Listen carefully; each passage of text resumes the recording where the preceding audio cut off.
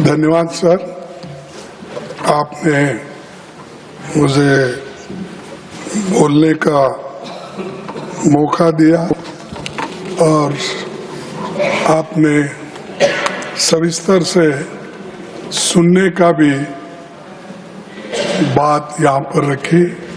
इसीलिए मैं अपने बात को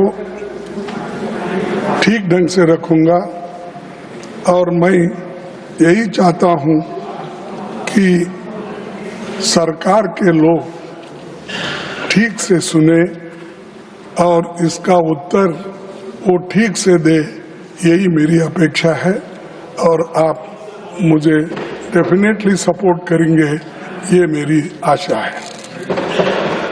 सर, मैं शुरू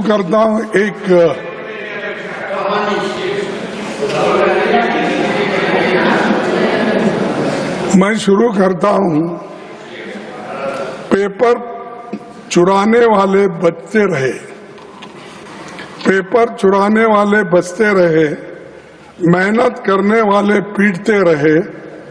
ये कैसा न्याय, ये कैसी रीत, गुनाहगार हंसते रहे, मासूम सिसकते रहे। यानी मासूम लोग आज मासूम, तो ठीक है, आपका हिंदी बहुत अच्छा होगा, आपका हिंदुस्तानी भी अच्छा होगा, मेरा भी थोड़ा हिंदुस्तानी सुनिए। सर, मैं ये इसलिए कह रहा हूं कि पेपर लीक होने से कितने मासूम लोगों का नुकसान हुआ और कितने लोग पीटे गए, कितने माँ बाप परेशान हैं, कितने औरतें बच्चे परेशान हैं। इसको जाहिर करने के लिए ये बात मैंने आपके सामने रखी। सभापति जी, आप अभी पब्लिक एग्जामिनेशन अमेंडमेंट बिल 2026 में जो जहाँ चर्चा के लिए आई है, उसमें सिर्फ आंकड़े बदले हैं। मेरे पास पूरा ये है बिल, तो उन्होंने पढ़ा, वो बिल मेरे पास भी है। इसमें सिर्फ आंकड़े बदलते गए, उससे कुछ होने वाला नहीं है। ज्यादा जुर्माना, कड़ी सजा, special task force, fast track courts जैसे प्रावधान आपने इसमें रखा है, इससे कुछ फर्क पड़ने वाला नहीं। फर्क इससे पड़ेगा आप किस ढंग से इस एग्जामिनेशन को लेके चलेंगे और विदाउट पेपर लीक आप कैसा बनाएंगे, वो उस पे ऊपर निर्भर करता है। नहीं कि इसको हमने बढ़ाया 1 करोड़ से 10 करोड़ किया या 2 महीने से 6 महीने किया, इससे सुधारने वाला नहीं है। तो इसलिए मेरा कहना यह है कि ये तो नई बात तो नहीं है, लेकिन ये जो मजबूत कानून लाने के लिए हमने 2024 में ही इसकी मांग रखी थी, लेकिन तब आपने हमारी इस बात को नहीं माना और उधर से अभी अपने भाषण में कहा कि आप लोगों ने नहीं माना। लेकिन इस मजबूत कानून को ठीक करने के लिए हम बार बार आपके सामने कहते रहे, लेकिन आप किए नहीं। लेकिन 2 साल के बाद आप जो काम कर रहे हैं उसे 2024 में ही क्यों नहीं किया? तो अब कर रहे हैं 2024 में, यानी 2 साल पहले आप क्यों नहीं किए? क्योंकि तब आपको राजनीति करनी थी, लोकसभा चुनाव सामने थे।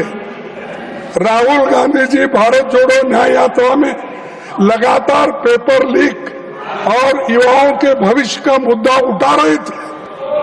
आप ये करते तो क्रेडिट नहीं मिलता था उस वक्त इसीलिए आप उसको छोड़ दिए। तो उस समय परीक्षा व्यवस्था को सुधारने की बजाय आप जल्दबाजी में ऐसा कानून लाए जिसे 2 साल में ही आपको संशोधित करना पड़ रहा है। सभापति जी, इस अमेंडमेंट बिल का हम स्वागत करते हैं, लेकिन ये अभी भी अधूरा है। ये पेपर लीक होने के बाद भी इसकी कार्रवाई को मजबूत करना ये जरूरी है। पेपर लीक होने से रोकने की मजबूत व्यवस्था इसमें नहीं है। सिर्फ आपने आंकड़े बदले, लेकिन आपका इंटेंशन आपने इसमें नहीं बताया, इसको कैसा रोकना। इसीलिए मैं ये कहूंगा कि ये सब जो माहौल आज चल रहा है, इस माहौल को ठंडा करने के लिए और जो आज हमारे विद्यार्थी युवा जो सड़क पे आए हैं, उनको ठंडा करने के लिए ये बिल लाया गया है। ये है सो समस्या को सुलझाने के लिए नहीं। सभापति जी, पिछले 2 महीने की घटनाओं ने देश को झकझोर दिया है। देश भर के छात्रों और नौजवानों ने परीक्षा व्यवस्था की नाकामियों के खिलाफ आवाज उठाई। विपक्ष ने उनकी आवाज सड़क से लेकर संसद तक उठाई। बढ़ते जनदबाव के आगे सरकार को घुटने टेकने पड़े। मैं देश के छात्रों, नौजवानों को मुबारकबाद देता हूं। उनका संघर्ष रंग लाया और सरकार को झुकना पड़ा और प्रधान को हटाना पड़ा। और इसीलिए ये युवाओं की ताकत है। और जब युवाओं की ताकत देखने के बाद हमारे सरकार को भी ये मालूम हुआ, अरे इससे ज्यादा अगर हम कुछ खींचतान करेंगे तो धागा टूट जाएगा और हमारी कुर्सी चले जाएगी। इसीलिए डर के आखिरी में उन्होंने युवाओं का जो डिमांड था उसको माना, लेकिन उसमें यह है, उसके पीछे कि उनकी कुर्सी बचाने के लिए भी ये काम उन्होंने किया, ना कि विद्यार्थियों के समस्याओं को समझाने के लिए, सुलझाने के लिए नहीं की। कुर्सी कैसा बचाना, और इतना एजिटेशन हो रहे हैं सब कुछ। और हमारे जितेंद्र सिंह साहब भी इसको सुलझाने के लिए सड़क पर आना पड़ा। उनको भी कहना पड़ा कि नहीं नहीं ये अच्छा नहीं, वो ये, क्योंकि उनको लेकिन आपके पास नहीं गया भाई, कैबिनेट मंत्री बैठे बैठे रहने कमेंट्री कर रहे हैं। मेरे पास भी झुक के एक दिन आएंगे, वो वक्त भी होगा।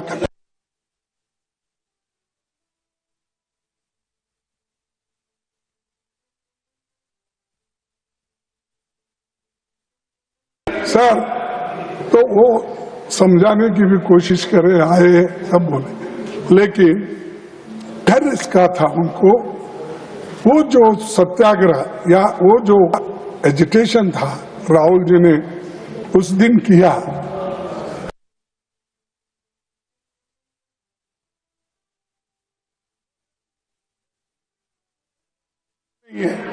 तब उन्होंने ये तय किया कि प्रधान को हटाया जाए, शिक्षा मंत्री को हटाया।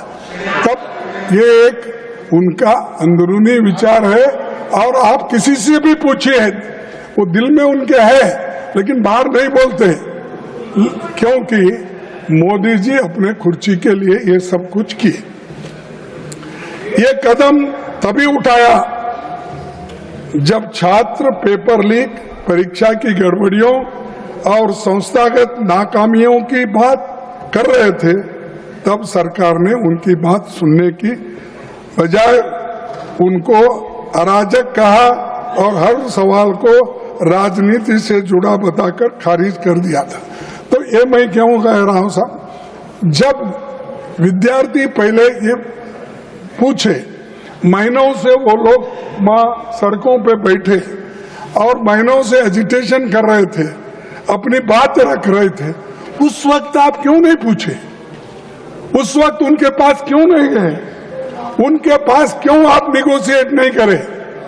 बाद में बुला के नड्डा साहब अपने चेंबर में बुला के समझाने के बजाय जिस दिन वो वहां बैठे थे उसके 2 दिन बाद या 3 दिन बाद अगर आप जाते तो ये समस्या नहीं होती, इतने लोग लाठी नहीं खाते थे, इतने लोग बर्बाद नहीं होते थे, इतने लोग बारिश में नहीं रहते थे। तो ये आपकी वजह से, आपके सरकार की वजह से ये सब भुगतना पड़ा। उसके कारण बीजेपी सरकार है, मोदी जी है, सबसे बड़े हमारे होम मिनिस्टर है अमित शाह साहब, जो दिख रहे ही नहीं। मैं देख रहा हूं, नहीं तो बाकी के छोटे छोटे इश्यू में आके बार बार अपनी बात रखते हैं, हर तरफ घूमते हैं। तो किस तरफ क्यों नहीं घूम रहे मुझे मालूम नहीं। डरे हुए हाँ? डरे हुए तो ये प्रधानमंत्री भी मुंह नहीं खोल रहे और हमारे होम मिनिस्टर भी नहीं हो रहे, क्योंकि यहां पर दिल्ली में ही इतनी गड़बड़ हो रही है और आप होम मिनिस्टर हो, लॉ एंड ऑर्डर देखते हो, इतना होने के बावजूद भी, गड़बड़ी होने के बाद आपका मुंह भी नहीं खुल रहा। क्या कोई स्टिच कर दिया क्या? मुंह को बंद कर दिया? बोलना चाहिए था खुलकर। देश का नुकसान होने के बजाय देश के भलाई के लिए आपको बोलना पड़ता है, मुंह खोलना पड़ता है, कभी इंसल्ट भी सहन करना पड़ता है। आप करना पड़ता नहीं, मैं नहीं आऊंगा, मैं नहीं बोलूंगा। अगर आप ऐसा बोलेंगे तो जो सबक स्टूडेंट्स ने तुमको सिखाया है उससे डबल सारे विद्यार्थी और युवक मिलके एक दिन फिर आपको वो सबक सिखाएंगे। सर, 20 जुलाई 2026 को हजारों छात्र शांतिपूर्वक संसद की ओर मार्च कर रहे थे। वे संवाद चाहते थे, लेकिन उन्हें मिला लाठीचार्ज, आंसू gas, water cannons, pellet gun, current वाले बैरिकेड, मेट्रो लाठी में कीले रखकर और रेलवे स्टेशन भी बंद करे और मेट्रोस बंद करे और इंटरनेट बंद करे। ये सब ठप हो गया। ये सब आपने किया और इससे विद्यार्थी उचक गए, नागरिक भी बहुत इसमें गुस्से में रहे। तो इसीलिए उनको ये एजिटेशन करना पड़ा, लेकिन आप संभाल नहीं सके, शांति से उनसे बात नहीं कर सके। 100 से अधिक छात्र इस एजिटेशन में जो थे वो घायल हो गए और आईसीयू में वेंटिलेटर राम मनोहर लोहिया हॉस्पिटल में पड़े बहुत से, और कई बच्चों को आंखों में वो पैलेट के छर्रे लगे, आंख पे लगे, पीछे लगे। आप सब देखे हैं, सब टीवी में आप बहुत देखते रहते हैं, आप देखे हैं। लेकिन ये देखकर हमको तो शर्म आई, उनको शर्म आया कि नहीं मुझे मालूम नहीं। जो मुझे शर्म आया, अरे मेरे विद्यार्थी जो गांव से आए, स्टेट से आए, उन बच्चों को पैलेट्स का यूज करके उनको मार रहे हैं और हॉस्पिटल में गिरे हैं। किसका आंख गया, किसका कान गया, किसका हाथ गया, किसका पैर टूटा। इसका जिम्मेदार कौन है? इसका जिम्मेदार आप है, होम मिनिस्टर है। कमरे में रह के आप सुन रहे होंगे मेरी बात, लेकिन आप बंद कमरे में रह के बहुत दिन छुप नहीं सकते। एक दिन हम बाहर खींच के लाएंगे और जनता के सामने हम दिखाएंगे इनके देश में क्या है।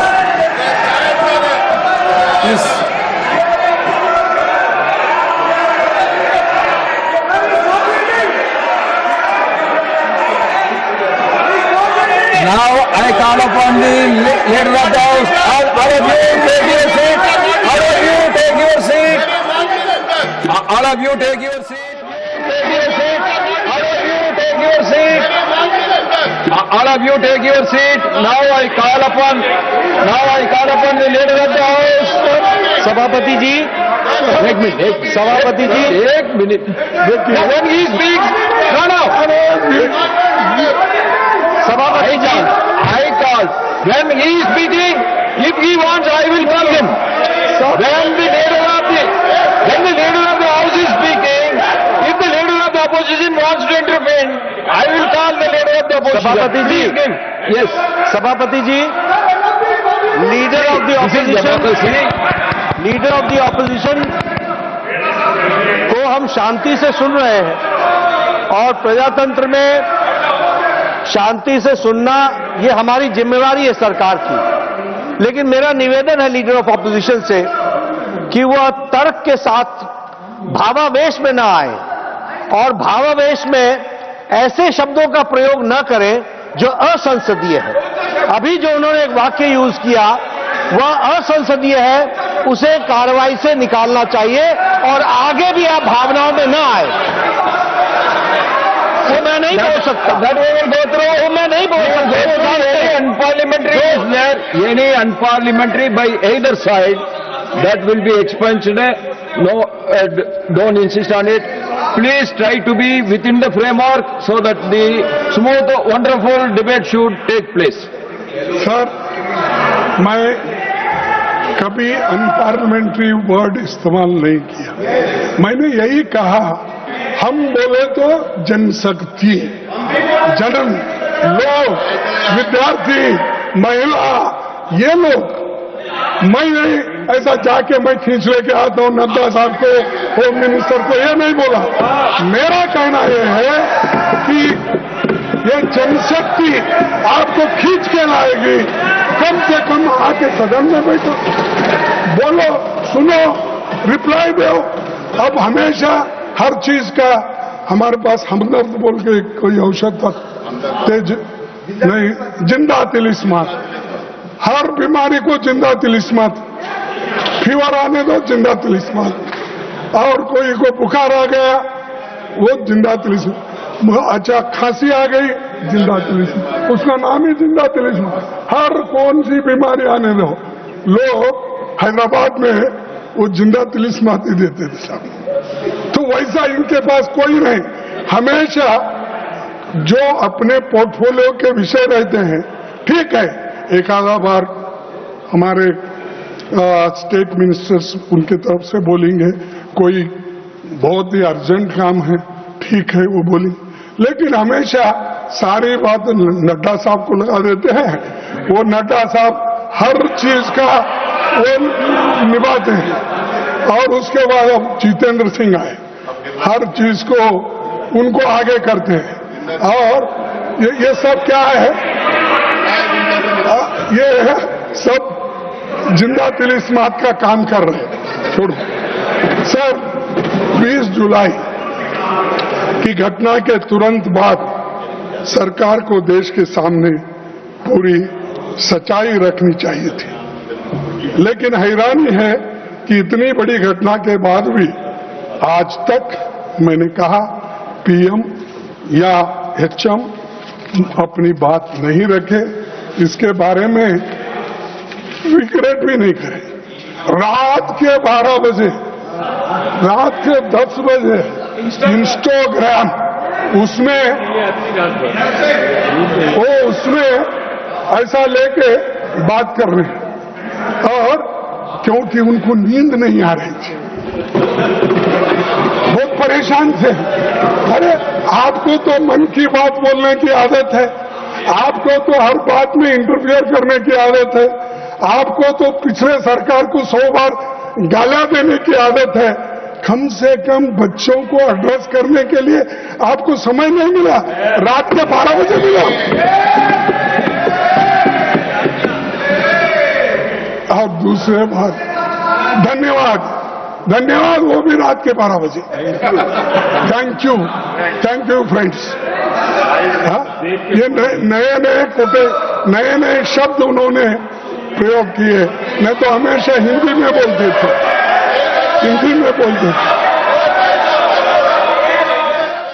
बोलता है तो एक बार उसका बाहर निकलना पड़ेगा बंटवाल।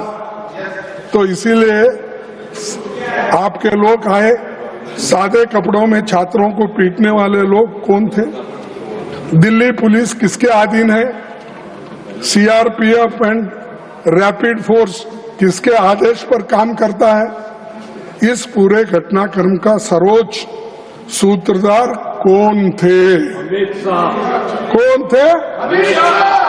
अच्छा, मुझे मालूम नहीं। देश इन सवालों का जवाब चाहता है। अगर गृह मंत्री इनके जवाब नहीं दे सकते तो उन्हें इस्तीफा देना चाहिए। इन सवालों का जवाब अगर उनके पास नहीं है, अगर वो सफाई नहीं दे सकते यहाँ आकर, वो सदन में आके ही देना। मैं बाहर पूछ रहा हूँ थोड़ी, तो आना और वो देना चाहिए। और खासकर इस कारणों के लिए, इस वजह से वो जिम्मेदार है, उनको इस्तीफा देना चाहिए और प्रधानमंत्री उनको पूछना चाहिए। लेकिन प्रधानमंत्री की हिम्मत होती है या नहीं मुझे मालूम नहीं, लेकिन ये उसके जिम्मेदार है। जो चीजें मैं आपके सामने रखा, अगर वे इस्तीफा नहीं देते तो प्रधानमंत्री को उन्हें पद से हटाया जाना चाहिए और दूसरे बर्खास्त करना चाहिए। यह सिर्फ दिल्ली का मामला नहीं है, बिहार, उत्तर प्रदेश, आसाम में छात्रों पर हुई बर्बरता पर भी केंद्र सरकार चुप क्यों है? बिहार में, बंगाल में, बिहार में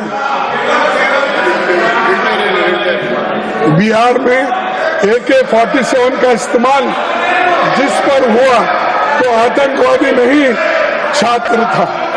छात्रों पर दमन हुआ, उनको जेल भेजा गया, FIR हुआ, पर किसी की जवाबदेही नहीं हुई। क्या सरकार को बच्चों पर हुई इस बर्बरता को लेकर जरा भी पछतावा नहीं है, जरा भी शर्म नहीं है? और मैं ये पूछना चाहता हूँ कि ये जो काम हुआ, जिस तरह शिक्षा मंत्री जी इस्तीफे के बाद संसद के परिसर में बहुत पहुंचे, तो सत्ता पक्ष ने उनका जैसा स्वागत किया कि कारगिल युद्ध में जीत के आए जैसा उनकी स्वागत। उससे ये संदेश क्या है कि आप नाकामियों का भी उत्सव मनाते हो। आप नहीं मानते, नड्डा साहब, दिल से आप नहीं मानते, क्या मानते हैं? इस सदन के मुख्य तौर पर जो मंत्री राजीनामा दिया, जिसके खिलाफ ये सब चार्जेस थे, क्या वो ऐसा अपना क्या बोलते हो, हाँ, वो सब मुकुट पहन के, शाल डाल लेके हंसते हुए, अरे तुम तो नाराजगी व्यक्त करना क्योंकि मैंने ऐसी गलती की, बच्चों को मारने पीटने लगा, तो इसलिए ये ऐसी हालत मेरी हो गई। ये पश्चाताप करने के बजाय आपने जो ये अपना जलसा मना रहे। और दूसरी बात, सबसे बड़ा सवाल आज भी वही है। जब जंतर मंतर पर 1 महीने से ज्यादा समय तक शांतिपूर्ण आंदोलन चल रहा था, तब सरकार ने संवाद का रास्ता क्यों नहीं चुना? एक मंत्री के इस्तीफे के शिक्षा व्यवस्था नहीं बदल दी। यानी एक मंत्री को इस्तीफा देता है, उससे पूरे व्यवस्था, शिक्षा की व्यवस्था बदलती, ऐसा मैं तो नहीं मानता। क्योंकि वो एक कारण, लेकिन इसको अगर आपकी सिस्टम वही रहेगी, आपका प्रयास वही रहेगा, तो निश्चित रूप से आप इसको सुधार नहीं सकेंगे। अब मंत्री तो गए, वो बात और है, लेकिन इसको सुधारने की कोशिश आप अभी भी नहीं कर रहे। सर, उल्टा हमेशा उनकी आदत है, हम जो बोलते हैं उसका उल्टा करना। अगर इंस्टीट्यूशंस वही रहेंगे, एनटीए वैसी ही रहेगी, एग्जामिनेशन सिस्टम नहीं बदलेगा और जवाबदेही तय नहीं होगी, तो कुछ महीनों के बाद फिर कोई नया पेपर लीक होगा और हम फिर इसी सदन में यही बहस हम लोग करते रहेंगे। क्योंकि पेपर लीक के बारे में आपने जो बिल रखा वो एक तरफ है, लेकिन इसको रोकने के लिए क्या करें वो इम्पोर्टेंट था। लेकिन आप सिर्फ लोगों को आपको रोकना है। सर, सभापति जी, सरकार की नाकामी के सबसे ताजा मिसाल नीट यूजी 2026 है, जिसमें 22 लाख से अधिक छात्र बैठे थे। पेपर लीक हुआ, परीक्षा रद्द करनी पड़ी और बाद में पता चला कि परीक्षा से लगभग 15 दिन पहले बाजार में पेपर गुम रहा था।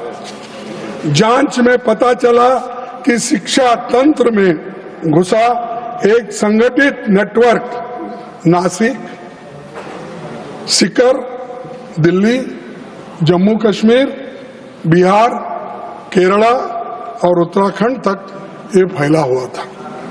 गिरोह खुलेआम काम कर रहा था, पर सरकार सोई हुई थी।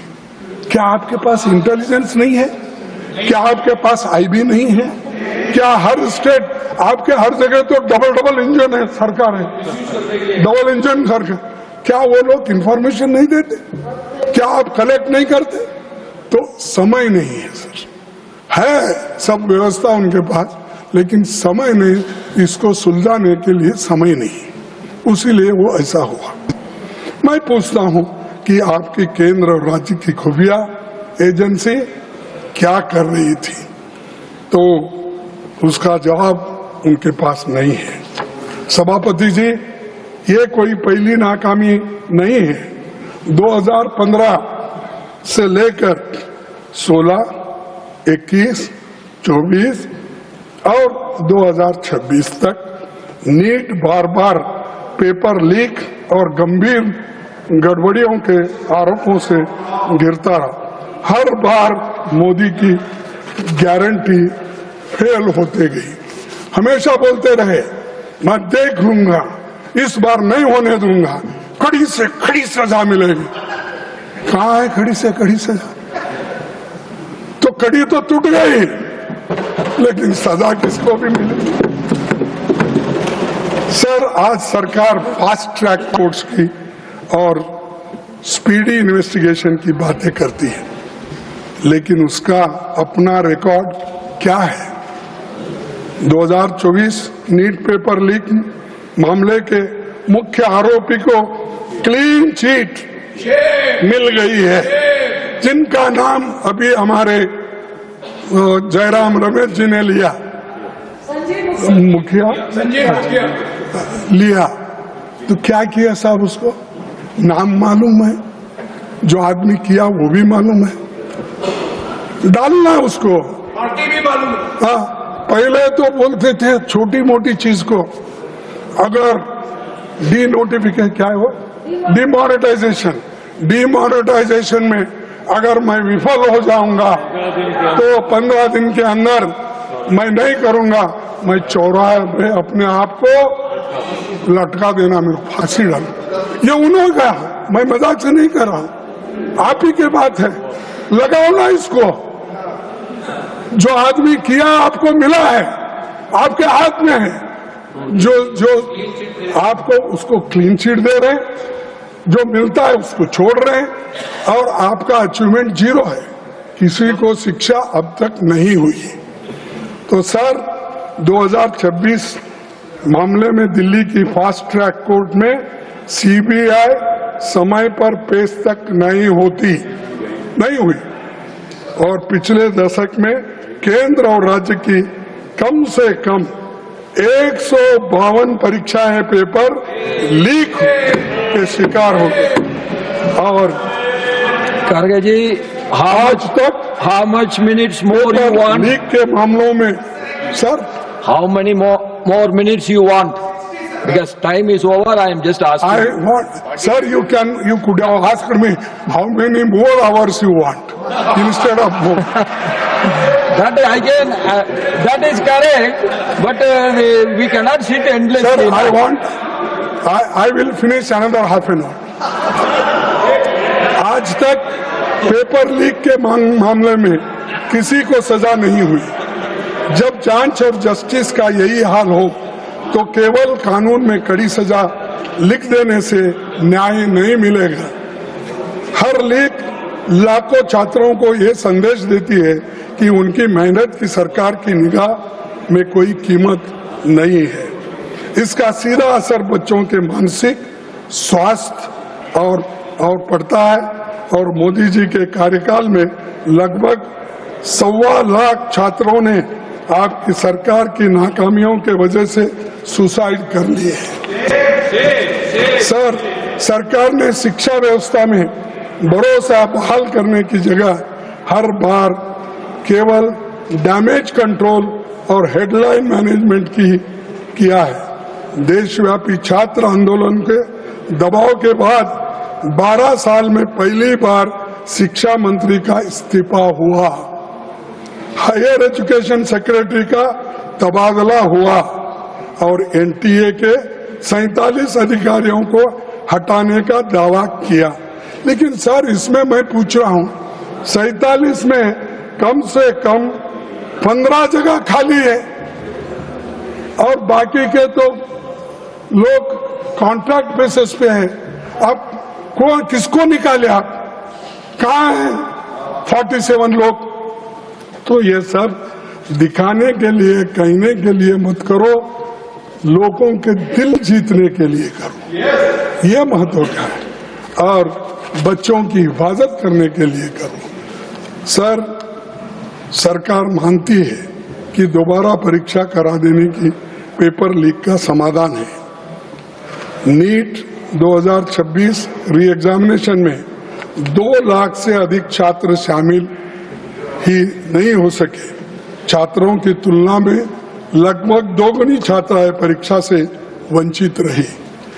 कम समय में दोबारा परीक्षा ने आर्थिक रूप के कमजोर परिवारों पर आवास, ट्रैवल और अतिरिक्त खर्च का भारी बोझ डाल दिया। రాజ్యసభ సమావేశాలు ప్రత్యక్ష ప్రసారం ద్వారా చూద్దాం। आते आते 10 में से लगभग 4 बच्चे रहते हैं। यानी इससे आप अंदाजा लगाइए, 10 में से 4 बच्चे अगर हाई स्कूल तक जाते हैं तो क्या इस शिक्षण का वैल्यू है। और पार्लियामेंट्री स्टैंडिंग कमेटी जो 355 रिपोर्ट के अनुसार लगभग 10 लाख शिक्षकों के पद खाली है। सर, 10 लाख शिक्षकों के पद खाली रख के आप अच्छी शिक्षा देना चाहते हो और आप अपना कल्चर बदलना चाहते हो और आप अपना देश का भविष्य विकास बनेगा। कहाँ है विकास तुम्हारा? अरे स्कूल में बच्चे की भर्ती नहीं हो रही, टीचर्स की भर्ती नहीं हो रही, तो आप इसके ऊपर सोचे कभी? 10 लाख खाली होने तक बैठे हैं। और दूसरी चीज, जब कक्षाओं में शिक्षक ही नहीं होंगे तो कोई भी शिक्षा नीति सफल नहीं होती। आप विकसित भारत की बात करते हैं पर 10 लाख खाली पदों को भरने के लिए कदम नहीं उठाते। सर, चुनौती हमारे शैक्षणिक संस्थानों की ऑटोनॉमी और एकेडमिक फ्रीडम का लगातार कमजोर होते जा रहे हैं। विश्वविद्यालय सिर्फ डिग्री देने की जगह नहीं होती, वे नए विचारों, साइंटिफिक टेम्पर, शोध, स्वास्थ्य, बहस के केंद्र होते हैं।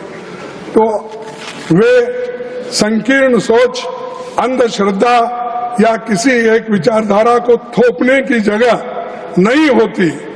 लेकिन मोदी साहब आज आरएसएस के लोगों को में उसको भर्ती करके वाइस चांसलर आरएसएस पूछ के करते हैं। प्रोफेसर्स की भर्ती आरएसएस के लोग होना, अरे उसको पढ़ना आता है क्या नहीं, या वो एक्सपर्ट है क्या नहीं। दूसरे कौम के कोई लड़के नहीं है, कोई प्राध्यापक नहीं है, सिर्फ आरएसएस अटैच्ड लोग विश्वविद्यालय में भर्ती होते हैं। और वाइस चांसलर्स हर यूनिवर्सिटी में वो आरएसएस के लोगों को ही भरते हैं। और इससे क्या हो रहा है, अच्छी सरकार की छवि अच्छी नहीं बन रही है। करीब कोठारी कमीशन ने कहा कि जीडीपी का 6% एजुकेशन पे खर्च करना चाहिए, लेकिन आज हम 3% खर्च करते हैं। इस यानी 6% खर्च करना ये रिपोर्ट कहता है, लेकिन सरकार अब तक 3% खर्च कर रही है। इससे शिक्षण का सुधार होता है, बच्चों को शिक्षक मिलते हैं। अरे थोड़ी तो आप इसे ध्यान दो ना। और दूसरी चीज इसी का नतीजा है कि शिक्षा एक बड़ा कारोबार बन चुका है और प्राइवेट इंस्टीट्यूशंस सब खुल रहे हैं। उसके वजह से गरीब के बच्चे तंग और तबाह हो चुके हैं। आज देश में उच्च शिक्षा संस्थानों की संख्या 70,000 से ज्यादा है, जिसमें करीब 4,50,00,000 छात्र दाखिला लेते हैं। लेकिन SC/ST के बीच एनरोलमेंट आज भी राष्ट्रीय औसत से एवरेज से कम है। डिसेबिलिटी वाले छात्रों की मौजूदगी 0.12 है। सभापति जी, ये उस सोच का सिंबल है जो शिक्षा को सबका अधिकार नहीं बल्कि कुछ लोगों का विशेष अधिकार मानती है। सरकार की नीतियां बार बार उस मनुवादी सोच की याद दिलाती है जिसका उल्लेख मनुस्मृति में मिलता है। और वहां पर मैं संस्कृत तो उतना ठीक ढंग से पढ़ नहीं सकता, लेकिन उसका ट्रांसलेशन मैं आपको पढ़ा के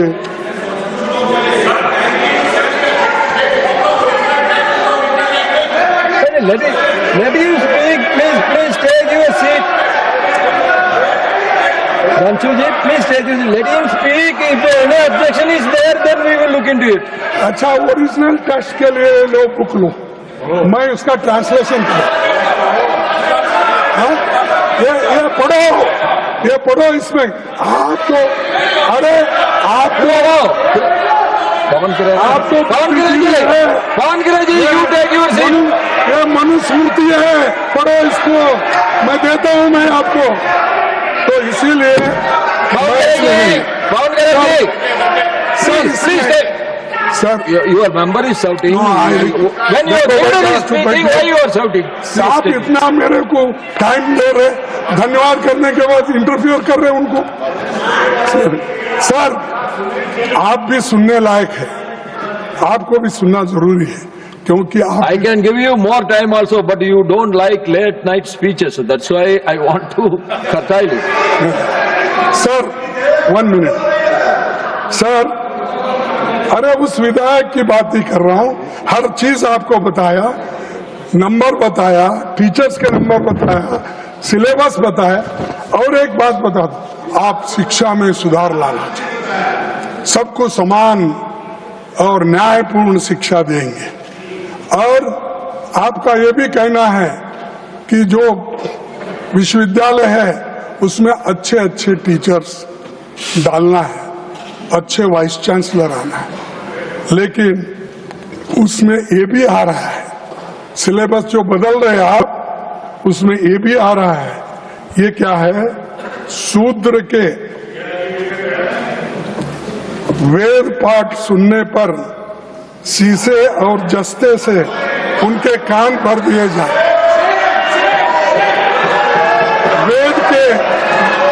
वेद के अक्षर का उच्चारण करने से, सर, वेद के अक्षर का उच्चारण करने पर उसकी जीभ काट ली जाए तथा वेद मंत्र धारण करने पर उसका शरीर काट डालना चाहिए। ये इसमें लिखा हुआ है, इसमें लिखा हुआ है, इसमें लिखा हुआ है। Mallikarjun Kharge ji, Manusmriti has to do with this bill anything? No, whether this Manusmriti is having anything to do with this bill? The RSS syllabus. This is coming in the university, high school, all that. Sir, Please conclude your speech, please. मैं आपसे Please take your seat. I am going to call. ऐसे Please take your seat. Please ऐसे take. विचारों Yes, को- I understand you. Please take your seat. और वैज्ञानिक Please विचारों take को your seat. हटाया जाए। और Please conclude. सर, मैं आपसे, हाँ, Please conclude your speech, please. I'm coming to him. Please. You take your seat. I am coming to him. No, I am coming to him. You please take. No. You please take your seat. I am going to call. This is not correct. I am going to call the leader of the house. You please take your seat. I am going to call the leader of the house. You please take your समझ seat. सकते हैं कि I am ऐसी going to call him. आज के आधुनिक युग में रखने वाले भी हमें दिखते हैं। उनके पैरोकार Kharge ji, you please conclude your तो speech, दुनिया please. क्या सोचती होगी? सभापति जी, यूपीए सरकार ने I am going to call the leader of the house. You please take your seat. I am going to call him now. I am going to call him now. You please take your छीन seat. ले रहे हैं। Please Shrimati conclude. Sonia Gandhi ji के Kharge ji, please तो conclude. UPA सरकार ने compulsory education के लिए और राइट टू एजुकेशन के लिए Kharge ji, you are a minister. You please take your seat. I am going to call him. I am going to call the leader of the house. You please take your seat. Kharge ji, please conclude. Please conclude.